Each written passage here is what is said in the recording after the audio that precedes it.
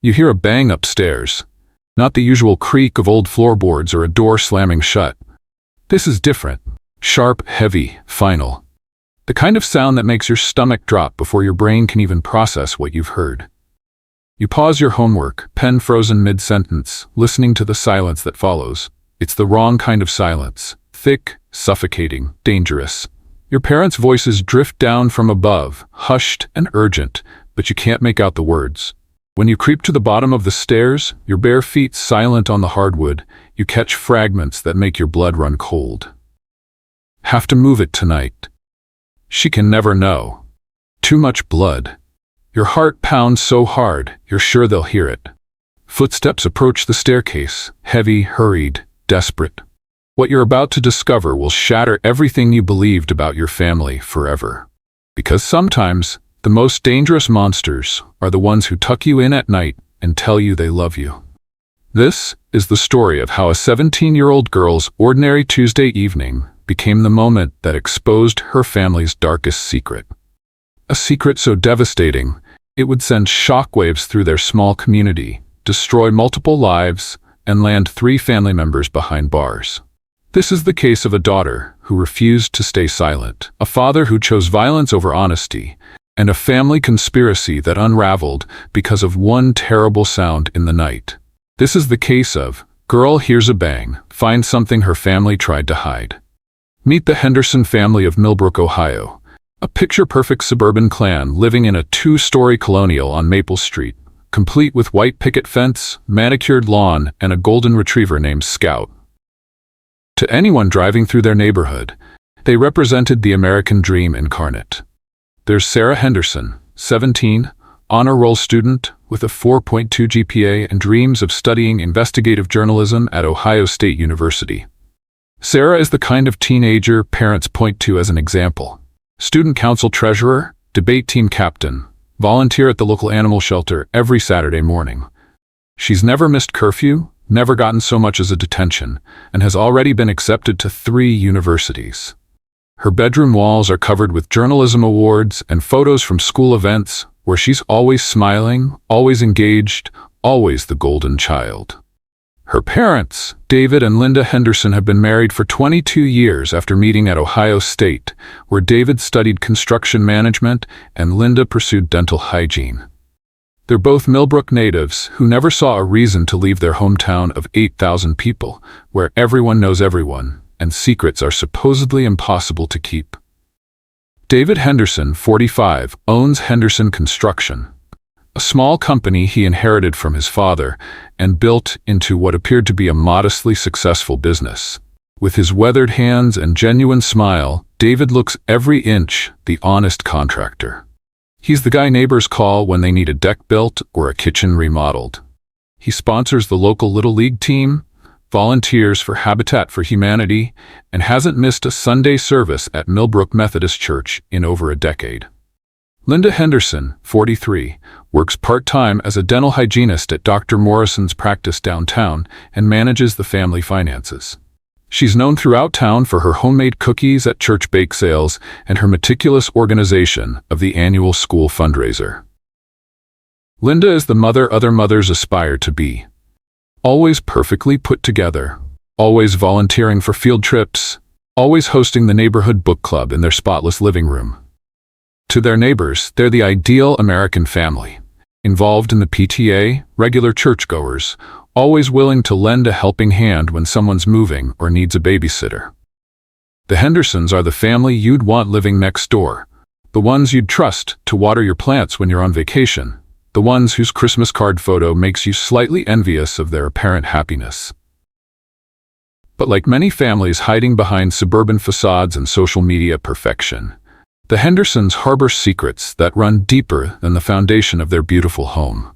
Secrets that have been festering for years, growing more dangerous with each passing day.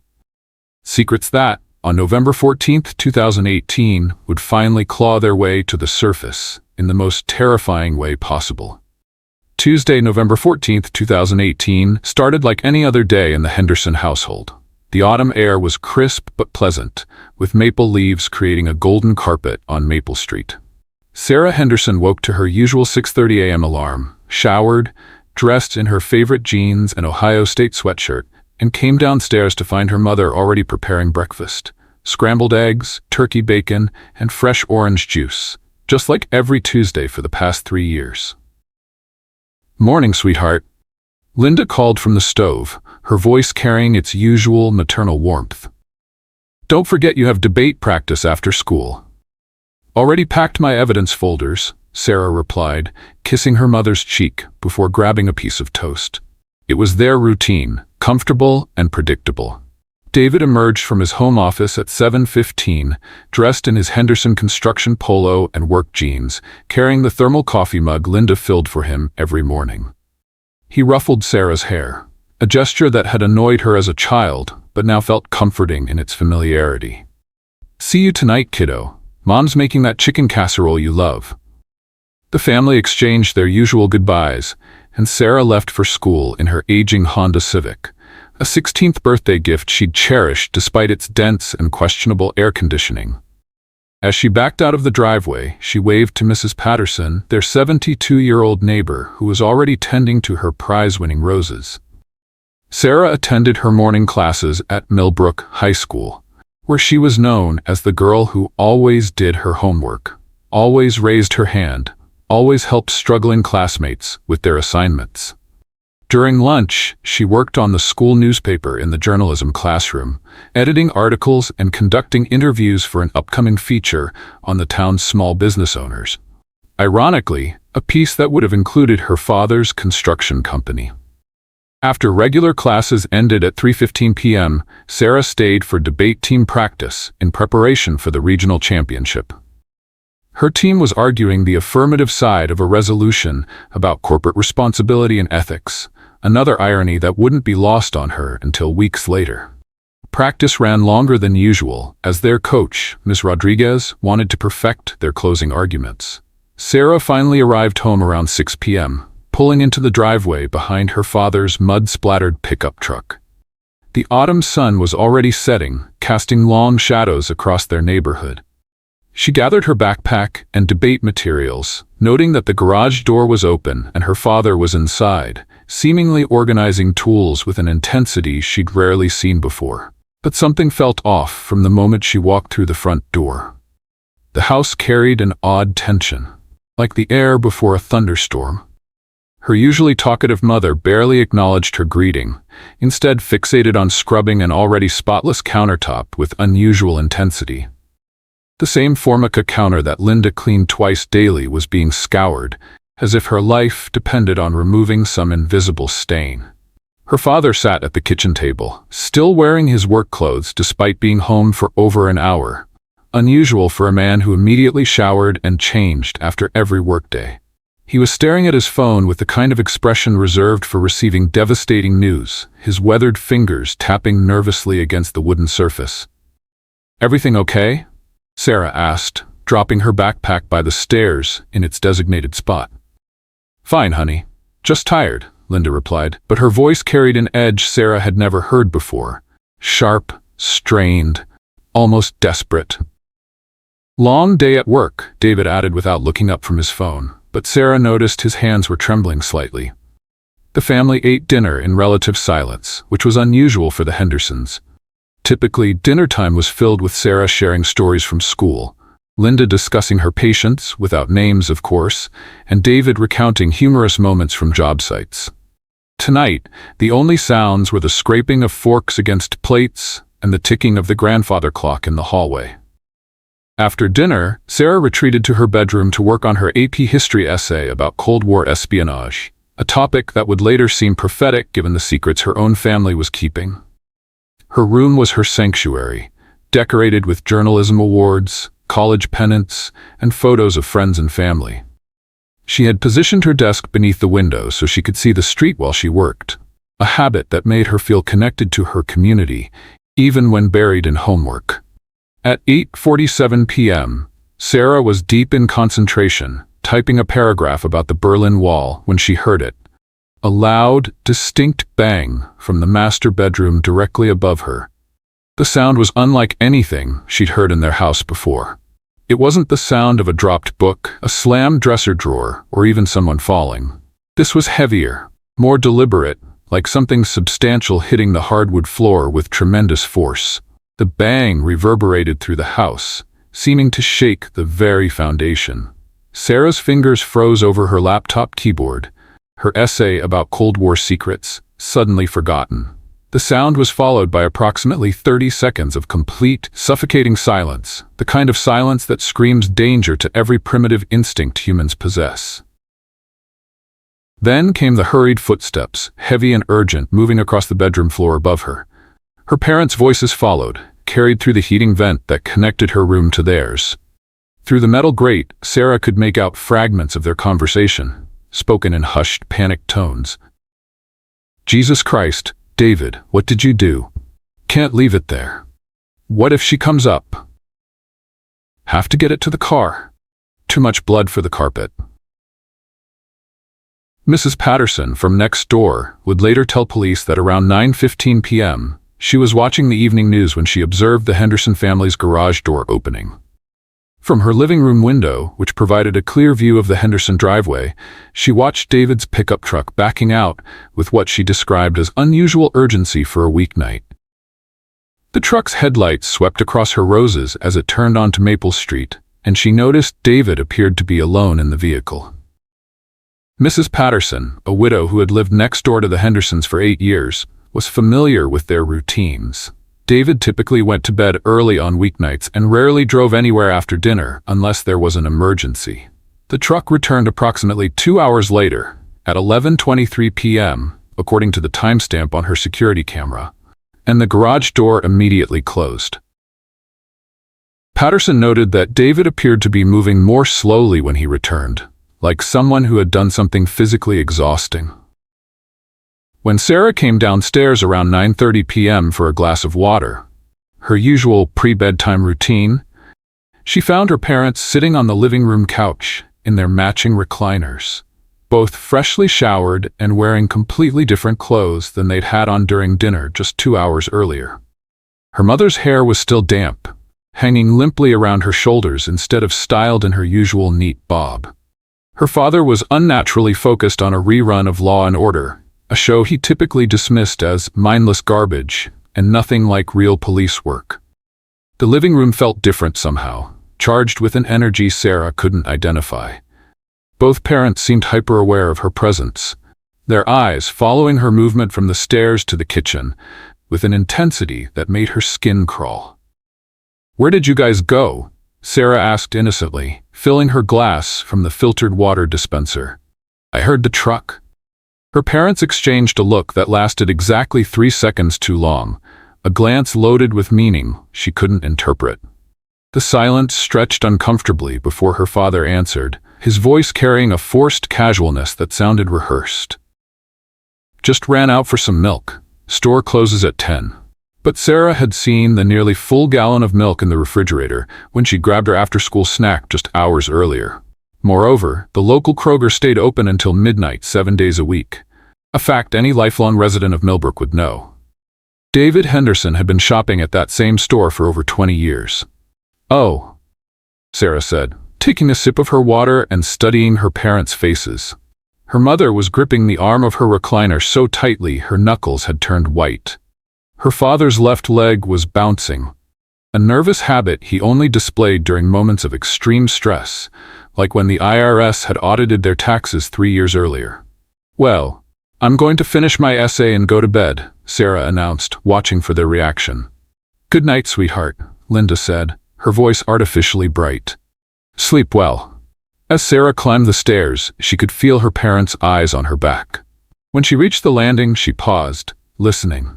Their whispered conversation resumed immediately, but she couldn't make out the words through the living room doorway. In her bedroom, Sarah found herself unable to concentrate on her Cold War essay.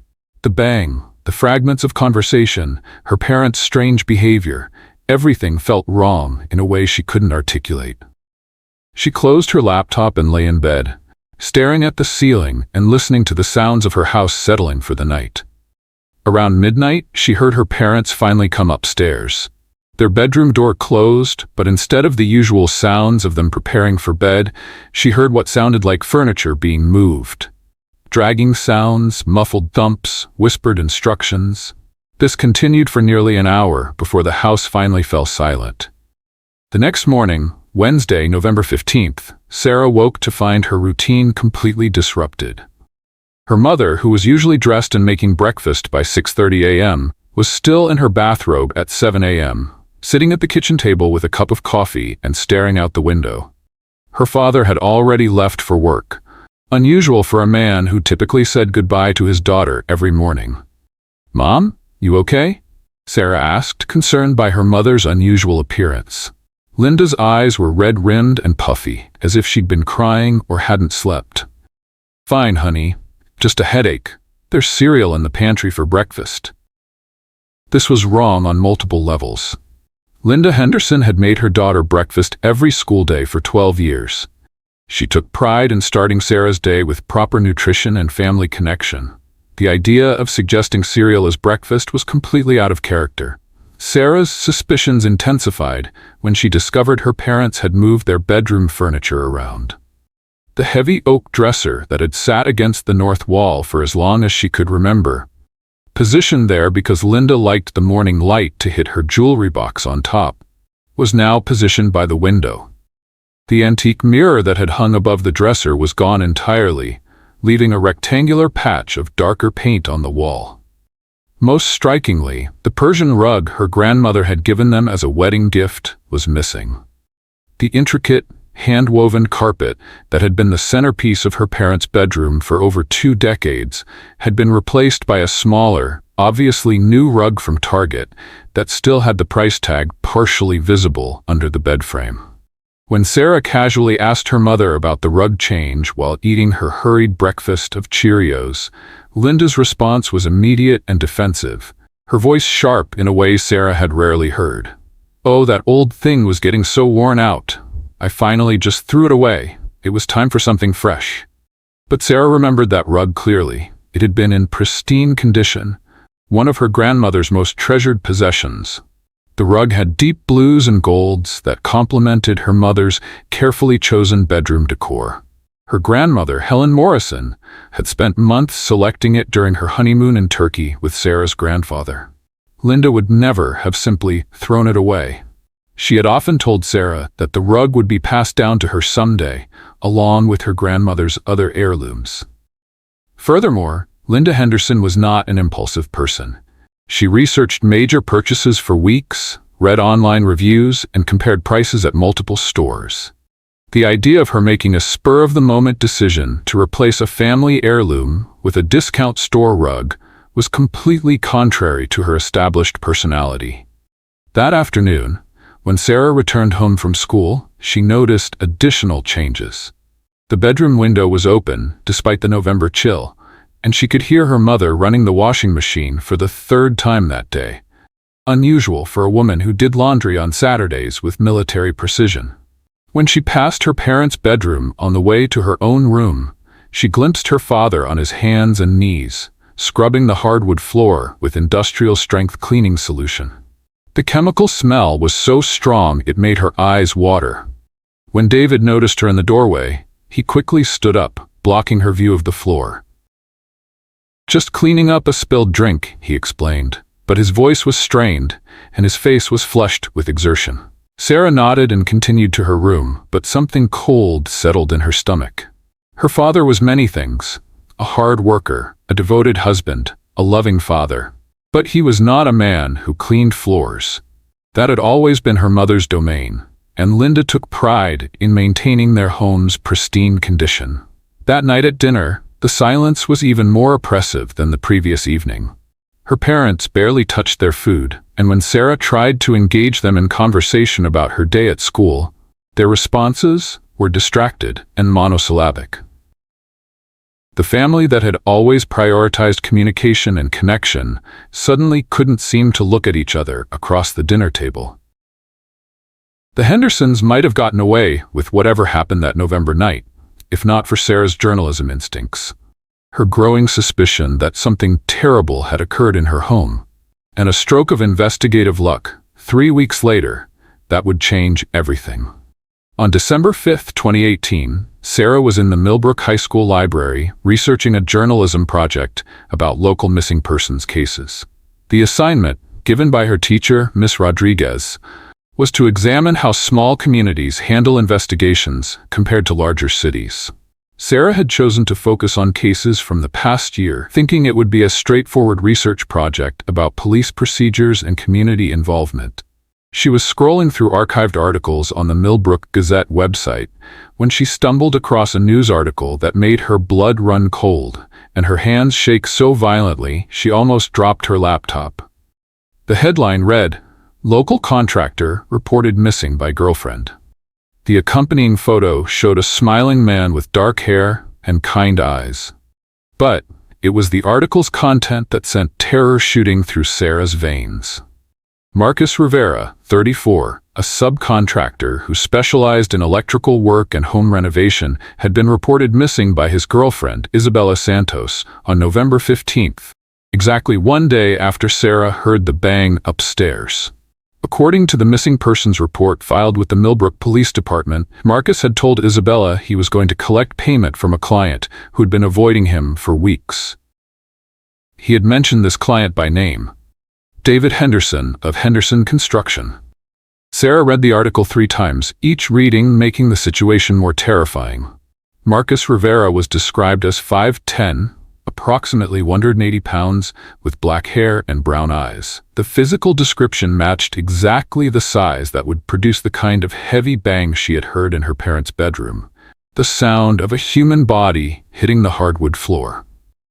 The article went on to detail Rivera's background, a hardworking immigrant from El Salvador who had been in the United States for 8 years, working to save money to bring his mother and younger sister to Ohio. He was described by friends as reliable, honest, and dedicated to his craft. Isabella Santos told police that Marcus had been increasingly frustrated about clients who refused to pay him for completed work, making it difficult for him to support himself and send money to his family. Marcus would never just disappear, Isabella was quoted as saying. He calls his mother in El Salvador every Sunday without fail. When he missed that call, I knew something was wrong. Sarah's mind raced as she connected the pieces. The bang upstairs, her parents' panic, the hurried trip in the truck, the missing rug, the furniture rearrangement, the intensive cleaning. And now, a missing man who had been seeking payment from her father on the exact night she'd heard that terrible sound. Instead of confronting her parents directly, a decision that likely saved her life, Sarah made a choice that would demonstrate remarkable maturity and moral courage. She decided to call the police. But first, she needed to be absolutely certain. Sarah spent the next 2 hours in the library, researching everything she could find about Marcus Rivera. She discovered that he had worked on 3 documented projects for Henderson Construction over the past 6 months. A kitchen renovation for the Morrison family, electrical work on a new deck for the Pattersons, their next-door neighbors, and rewiring the basement of the old Methodist church. When Sarah discreetly asked Mrs. Patterson about the work Rivera had done, the elderly woman's face lit up with enthusiasm. "Oh, Marcus was wonderful," Mrs. Patterson gushed. "So professional and careful with my roses. He always cleaned up after himself and was very reasonably priced. Though I do remember him mentioning that some contractors in town weren't paying their subcontractors fairly. He seemed concerned about it." That evening, December 5, 2018, Sarah Henderson made the most difficult phone call of her young life. With trembling fingers, she dialed the non-emergency number for the Millbrook Police Department and asked to speak with whoever was handling the Marcus Rivera missing person case. Detective Maria Santos of the Millbrook Police Department initially treated Sarah's call as the overactive imagination of a teenager who watched too many crime shows.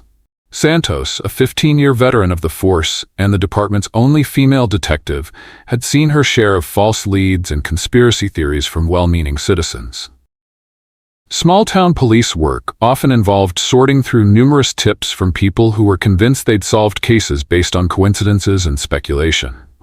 But something about the girl's calm, detailed account and her genuine fear convinced Santos to listen more carefully.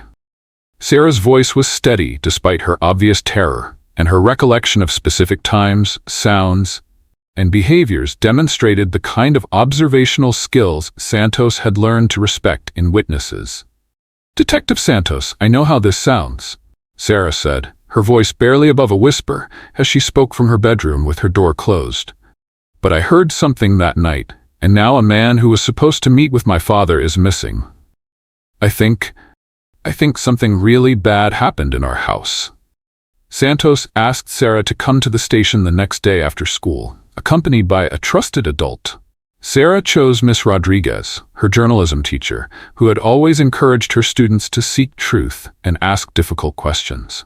On December 6, 2018, Sarah Henderson sat in a small conference room at the Millbrook Police Department and provided a detailed statement about the events of November 14th. Detective Santos was joined by Detective James Walsh, a 23-year veteran who specialized in missing persons cases. Both detectives were struck by Sarah's composure, her attention to detail, and her obvious anguish about potentially implicating her own family in a serious crime. "I love my parents," Sarah told the detectives, tears finally starting to fall. "But if something happened to Mr. Rivera, his family deserves to know the truth. And if he's hurt and still alive somewhere, we need to find him." When Detective Santos and Detective Walsh arrived at the Henderson home on December 7th for what they described as a routine follow-up regarding the missing person case of Marcus Rivera, they found David and Linda Henderson defensive and evasive in ways that immediately raised red flags for both experienced investigators. David's story about Marcus Rivera changed multiple times during their 20-minute conversation. He first claimed he barely knew the man beyond hiring him for maybe one small job. When Detective Walsh mentioned that they had documentation of Rivera working on 3 separate projects for Henderson Construction, David's story shifted to admitting Rivera had done a few jobs, but insisting all payments had been made promptly. Finally, when confronted with Rivera's girlfriend's statement that Marcus had mentioned being owed money by Henderson Construction, David acknowledged that Rivera might have been owed something small, but claimed the amount was insignificant and that Rivera had been unreasonable in his demands. "The last time I saw him was probably 3 weeks ago," David told the detectives, his arms crossed defensively and his voice increasingly agitated. "He got paid what he was owed and left. Haven't heard from him since. And frankly, I don't want to. The guy was becoming a problem." Linda Henderson sat silently throughout most of the interview, her hands clasped tightly in her lap and her face pale. When detectives addressed questions to her directly, her answers were brief and seemed carefully rehearsed. But when detectives requested to see David's business records and phone logs, both parents became noticeably more anxious. David claimed his business records were disorganized and would take time to compile. Linda excused herself multiple times to use the bathroom, and Detective Santos noted that she appeared to be text messaging someone during these breaks. After the detectives left, Detective Santos immediately obtained a warrant for David Henderson's phone records. What they discovered would blow the case wide open and validate Sarah Henderson's worst fears. David Henderson had received 7 calls from Marcus Rivera on November 14th, starting at 2:47 p.m. and ending with the final call at 8:23 p.m., just 24 minutes before Sarah heard the bang upstairs. The duration of these calls showed an escalating pattern. The first few calls lasted less than a minute each, suggesting Rivera was leaving voicemails or getting hung up on. The final call lasted 12 minutes, indicating an extended conversation had taken place. Phone records also revealed that David had made 2 calls after Rivera's final call. One to his wife Linda at 8:35 p.m. that lasted 3 minutes, and another to his son Michael at 8:45 p.m. that lasted 7 minutes. These calls occurred during the exact time frame when Sarah was hearing her parents' panicked conversation upstairs. Most damning of all, cell tower data showed that David's phone had traveled to a remote area 40 miles outside of Millbrook between 9:30 p.m. and 11:30 p.m. on November 14th. A location that corresponded with several abandoned construction sites where Henderson Construction had worked over the past 2 years. Armed with a search warrant obtained based on the phone evidence, Sarah's testimony and the suspicious behavior exhibited by the Henderson family, detectives arrived at the Henderson home on December 12, 2018 at 6 a.m. What they discovered would shock even seasoned investigators and reveal a level of deception that went far deeper than a simple murder case. The search began in the basement, where Detective Walsh's trained eye immediately noticed something unusual. A recently constructed wall that didn't match the rest of the basement's original stonework. The new drywall was painted a slightly different shade of white, and the baseboards didn't quite line up with the rest of the room. When detectives examined the wall more closely, they discovered it was actually a false partition, hastily constructed using materials that matched the inventory from Henderson Construction's warehouse. Behind the false wall, detectives found Marcus Rivera's personal belongings, his brown leather wallet containing $347 in cash, and his driver's license. His car keys for the 2015 Honda Accord parked 3 blocks away, where David had moved it to avoid suspicion, his steel-toed work boots, and most significantly, his blood-stained cell phone with a cracked screen. But the real breakthrough came when forensic teams examined the master bedroom with luminol, a chemical that reveals blood evidence even after extensive cleaning. Despite Linda's obsessive cleaning over the past 3 weeks, the new rug, and the rearranged furniture, the entire north corner of the room lit up like a crime scene Christmas tree under the ultraviolet lights. Blood spatter patterns on the walls indicated that Marcus Rivera had indeed been killed in that bedroom, exactly where Sarah had heard the bang. The forensic evidence suggested a single, powerful blow to the head that had caused immediate bleeding and likely instant death.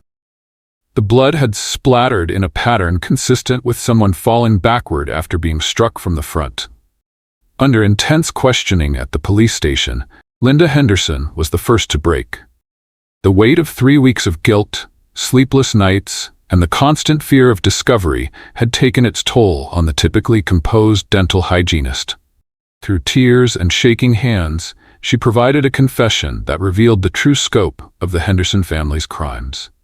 According to Linda's detailed statement, Marcus Rivera had arrived at their home around 8:30 p.m. on November 14th, demanding payment for 3 months of work, totaling $12,000.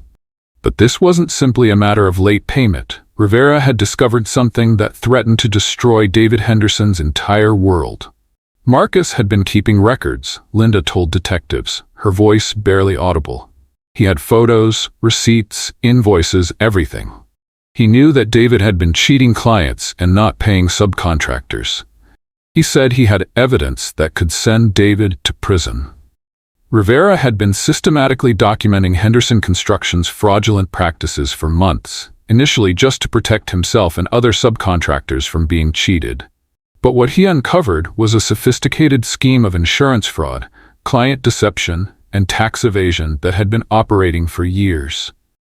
What started as Rivera demanding payment for his work had quickly escalated when Rivera presented David with a folder containing photocopies of fake invoices, before and after photos of jobs that were billed but never completed, and testimonials from other subcontractors who had been cheated out of their wages. David got so angry when he saw that folder, Linda told detectives. He said Rivera was going to ruin us, that we'd lose everything. The house, the business, our reputation in town. Marcus said he didn't want to hurt our family, but he needed to be paid, and he needed David to start treating workers fairly. According to Linda's statement, the confrontation had moved upstairs to the master bedroom when David claimed he needed to get his checkbook from the dresser. David had grabbed a metal baseball bat from their bedroom closet, kept there officially for protection but never used for that purpose, and struck Rivera once in the head during what he later claimed was a moment of blind rage. It happened so fast, Linda sobbed to investigators. One minute they were arguing about money, and the next minute Marcus was on the floor and there was so much blood. David just stood there holding the bat, saying, "What did I do? What did I do?" But detectives were about to uncover something worse than a murder committed in the heat of the moment. This wasn't just a case of a financial dispute gone wrong, and it wasn't the first time the Henderson family had conspired to cover up serious crimes. Further investigation into Henderson Construction's business records revealed a pattern of systematic fraud that had been escalating for nearly 5 years. David Henderson hadn't just been a small-town contractor struggling to make ends meet. He had been operating what essentially amounted to a criminal enterprise disguised as a family business. The fraud scheme was sophisticated and multi-layered. David would bid on legitimate construction projects, often undercutting honest contractors by significant amounts. Once hired, he would use substandard materials while billing clients for premium supplies. He would submit inflated insurance claims for storm damage on properties he was renovating, pocketing the difference between actual costs and insurance payouts. Most insidiously, David had been systematically cheating the immigrant subcontractors who formed the backbone of his workforce. Workers like Marcus Rivera, who often lacked the language skills or legal knowledge to fight back, were routinely paid far less than agreed-upon rates or not paid at all for completed work. The investigation revealed that David had stolen approximately $180,000 from clients, insurance companies, and workers over the 5-year period. Linda Henderson, as the family's bookkeeper and the person who managed all financial records, had been fully aware of the scheme and had actively participated by creating fake documentation, forging invoices, and manipulating tax records. But the most shocking revelation came when detectives discovered this wasn't Marcus Rivera's first attempt to expose the Henderson family's crimes. Rivera had initially approached David privately 2 months earlier, offering to keep quiet about the fraud in exchange for payment of all outstanding wages owed to himself and other cheated workers, approximately $35,000 total. David had agreed to the arrangement but had used the 2-month window not to gather the money, but to plan how to permanently silence Rivera. Phone records revealed that David had been researching Rivera's schedule, his girlfriend's work hours, and his living situation. David had even driven by Rivera's apartment complex multiple times in the weeks leading up to the murder, apparently planning the best way to make him disappear without raising suspicion. The murder of Marcus Rivera hadn't been a crime of passion. It had been a calculated decision to eliminate a threat to David's criminal enterprise.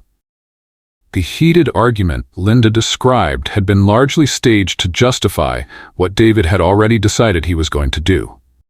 When confronted with the mountain of evidence that detectives had uncovered, the blood evidence, the hidden belongings, the financial records, and his wife's confession, David Henderson's carefully constructed facade finally cracked like a dam bursting under pressure. On December 18, 2018, David Henderson sat in interview room 2 of the Millbrook Police Department, handcuffed to a metal table and facing the reality that his entire life was crumbling around him. Detective Santos and Detective Walsh had laid out the evidence methodically. Crime scene photos, phone records, financial documents, and witness statements. The case against him was overwhelming and irrefutable.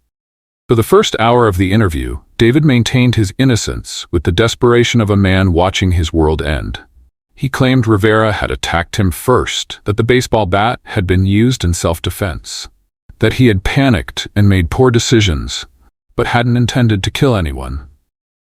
But when Detective Santos played the recording of Linda's confession, describing David's premeditation and the systematic nature of his fraud scheme, David's composure finally shattered completely. The man who had spent 5 years carefully crafting a reputation as Millbrook's most trustworthy contractor broke down and sobbed like a child. He was going to destroy everything, David finally admitted, his voice breaking. 22 years of marriage, Sarah's college fund, the house my father left me, everything I'd worked for my entire life. Rivera said he was going to the FBI with his evidence. He had everything: photos, receipts, statements from other workers. He said unless I paid him everything I owed plus a $20,000 silence fee, he was going to turn me in.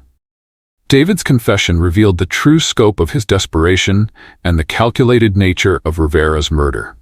The confrontation in the bedroom had lasted approximately 15 minutes, during which Rivera had shown David additional evidence he'd gathered, including recorded conversations with other cheated subcontractors and photographs of David's storage unit where he kept stolen materials. I told him I needed a few days to get the money together, David continued, his hands shaking as he spoke.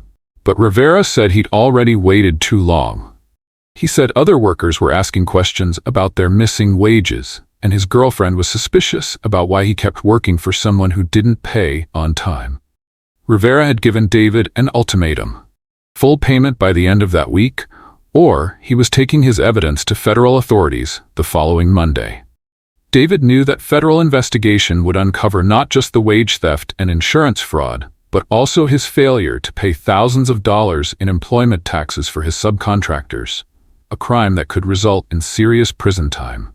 When Rivera turned around to put his folder back in his bag, I grabbed the bat, David confessed. I hit him once in the back of the head. He fell forward and never moved again. What followed was a family conspiracy that involved David's wife Linda and their oldest son Michael, who was home from Ohio University for what was supposed to be a pleasant Thanksgiving break. Michael Henderson, 20, had been upstairs in his childhood bedroom when he heard the commotion and came down to find his father standing over Rivera's body with a bloody baseball bat. Michael started screaming when he saw what happened, David told detectives. I had to calm him down, explain that it was an accident, that Rivera had threatened our family. I told him we could go to prison, that Sarah would lose everything, her college fund, her future, everything. The cover-up had been planned and executed with military precision over the course of 3 hours. Linda had been called home from her book club meeting with a fabricated emergency.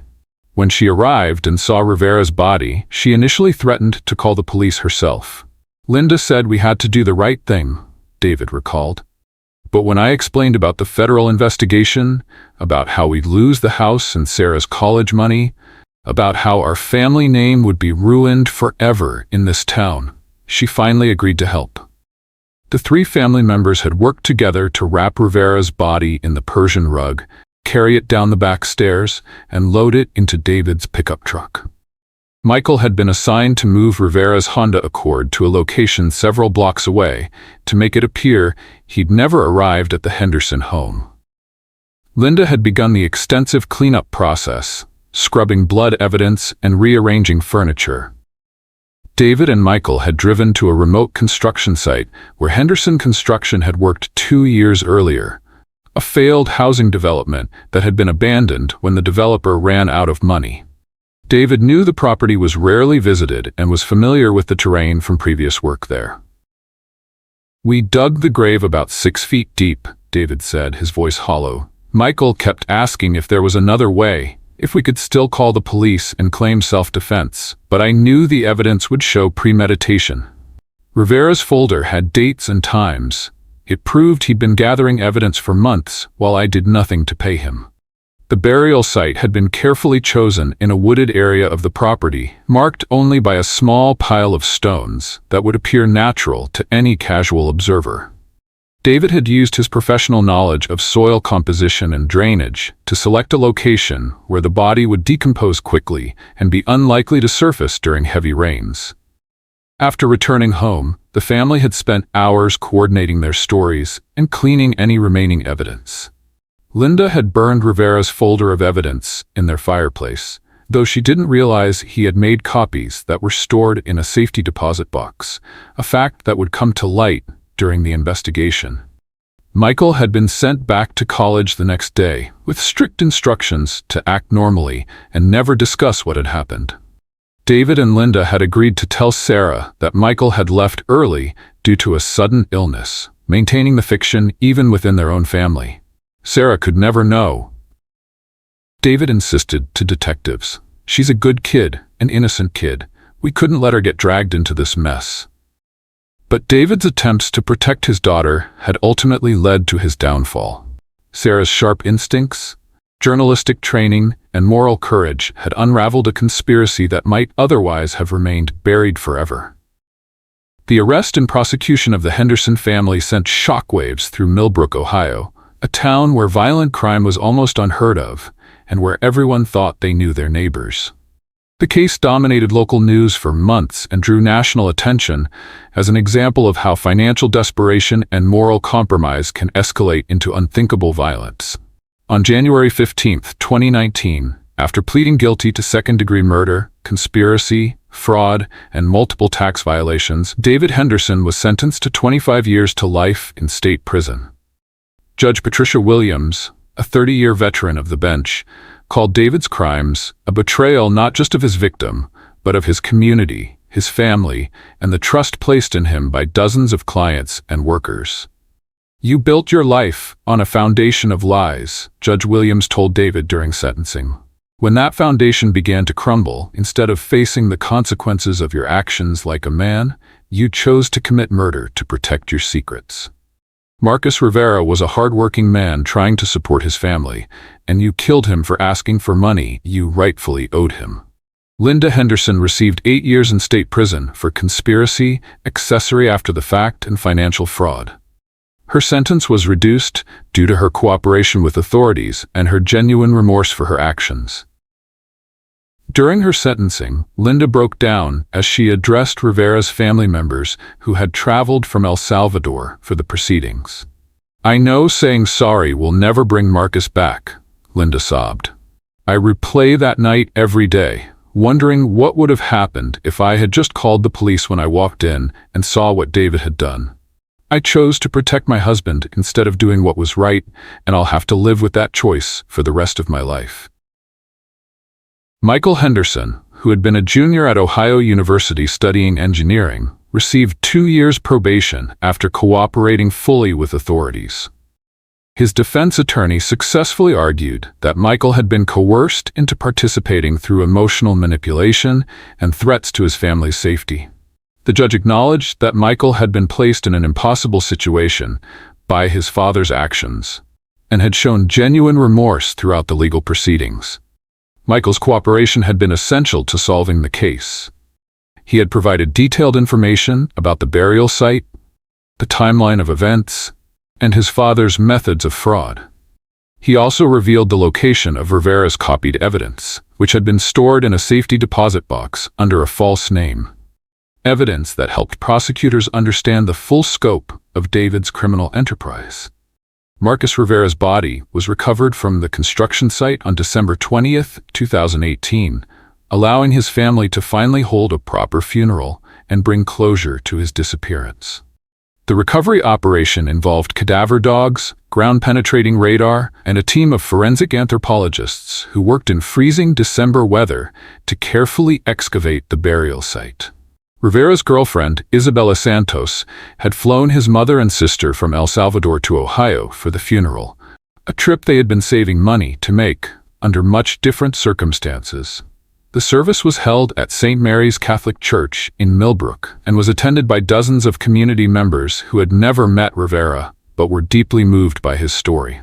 Marcus was a man who just wanted to work hard and support his family, Isabella said in a statement read at the funeral. "He came to this country believing in the American dream, that if you work honestly and treat people fairly, you'll be treated fairly in return." David Henderson took advantage of that trust and killed Marcus for trying to stand up for himself and other workers who couldn't protect themselves. Isabella established the Marcus Rivera Workers' Rights Foundation, a nonprofit organization dedicated to helping immigrant workers understand their rights and collect unpaid wages from fraudulent contractors. The foundation provides legal assistance, translation services, and advocacy for workers who are cheated by employers who assume they won't fight back due to language barriers or immigration status.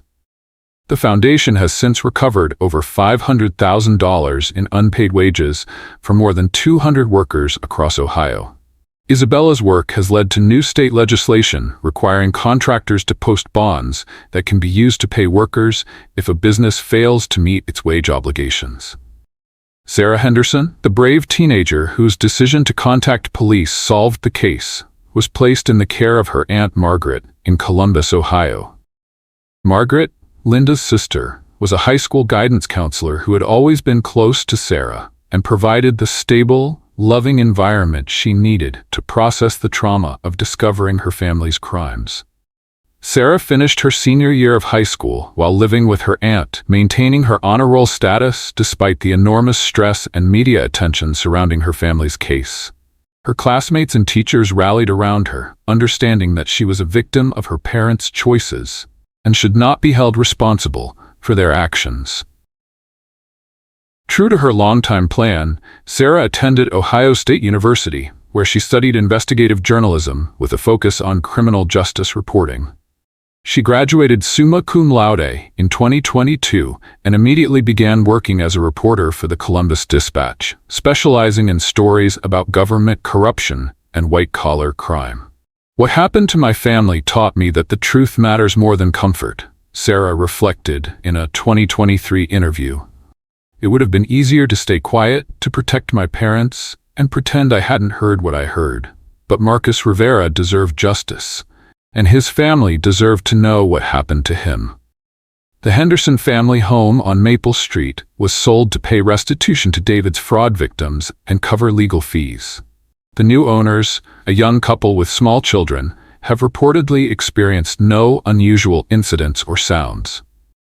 The house has been completely renovated, with new flooring installed throughout, and the master bedroom converted into a children's playroom. The case exposed significant gaps in Ohio's contractor licensing system and led to new legislation requiring better background checks and financial accountability for construction business licenses. Contractors now must provide detailed financial disclosures, carry higher levels of insurance, and submit to periodic audits if they receive multiple complaints about unpaid wages. The Millbrook Police Department used the case as a training example for recognizing financial crimes that might escalate to violence. Detective Maria Santos, who initially answered Sarah's phone call, was promoted to lieutenant and now heads the department's white-collar crime unit, a position that didn't exist before the Henderson case. "This case taught us to take financial crimes more seriously," Detective Santos explained. "When people get desperate about money, when they feel trapped by their own lies, they're capable of terrible things." David Henderson seemed like the most honest man in town, but he'd been stealing from his community for years. That kind of pressure builds up until something snaps. The case also highlighted the vulnerability of immigrant workers in the construction industry. The Ohio Attorney General's office now operates a hotline for workers to report wage theft and other labor violations, with services available in Spanish, Portuguese, and other languages commonly spoken by construction workers in the state. Dr. Patricia Morrison, the dentist who employed Linda Henderson, struggled with the revelation that her trusted employee had been involved in such serious crimes. Morrison had considered Linda a friend as well as a colleague, and had even recommended Henderson Construction to several patients over the years. "You think you know people," Dr. Morrison said in a local news interview. "Linda seemed like the most honest, caring person you could imagine. She was meticulous about patient records, honest about billing, wonderful with children. It's terrifying to realize how well people can hide their true nature."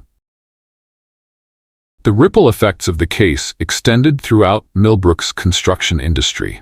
Several other contractors reported that clients had become much more cautious about hiring, demanding extensive references and proof of licensing and insurance.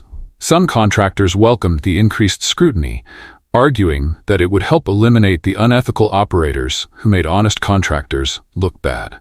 The Henderson case serves as a chilling reminder that the families we think we know best can be hiding the darkest secrets behind the most ordinary facades.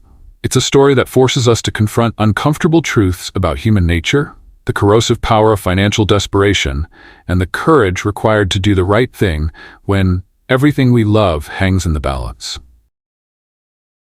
Sarah Henderson's decision to contact police about her own parents represents one of the most morally complex choices imaginable. At 17 years old, she faced a decision that would destroy her family but potentially serve justice for a murdered man she'd never met.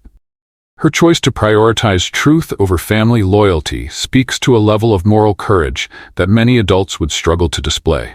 Detective Maria Santos, who initially thought Sarah's call might be nothing more than teenage paranoia, later reflected, "That young woman's willingness to seek the truth, even about her own family, showed more integrity than many adults demonstrate in a lifetime. She could have convinced herself she was imagining things, could have chosen to protect her parents and her comfortable life. Instead, she chose to honor a stranger's right to justice. The case also highlights a troubling pattern that criminologists have long recognized. When financial crimes spiral out of control, they too often escalate into violence. David Henderson's journey from small-scale fraud to murder illustrates how moral compromise tends to accelerate rather than plateau. Each dishonest act made the next one easier. Each unpaid worker made the next theft feel more justified, until David found himself capable of killing a man to protect his secrets. Marcus Rivera's death was entirely preventable. Not just in the immediate sense that David could have chosen not to swing that baseball bat, but in the broader sense that honest business practices would have prevented the entire crisis. If David Henderson had simply honored his debts, paid his workers fairly, and operated a legitimate business, Marcus Rivera would still be alive today, probably saving money to bring his mother and sister to Ohio for a happy reunion rather than a funeral. The case reveals how white-collar crime victims are often society's most vulnerable people. Rivera and the other cheated subcontractors were targeted precisely because David believed they lacked the language skills, legal knowledge, or financial resources to fight back effectively. This calculation is made by unethical employers across the country every day, creating a system where the hardest-working people are often the most likely to be cheated. For Sarah Henderson, now 24, and working as an investigative reporter for a major Ohio newspaper, the experience profoundly shaped her understanding of justice, family, and moral obligation. In a 2023 interview marking the 5-year anniversary of Rivera's murder, she offered this reflection. People ask me if I regret calling the police on my own parents, if I wish I had handled things differently. The answer is complicated. Do I regret that my father committed murder? Absolutely. Do I regret that my mother chose to help cover it up? Of course.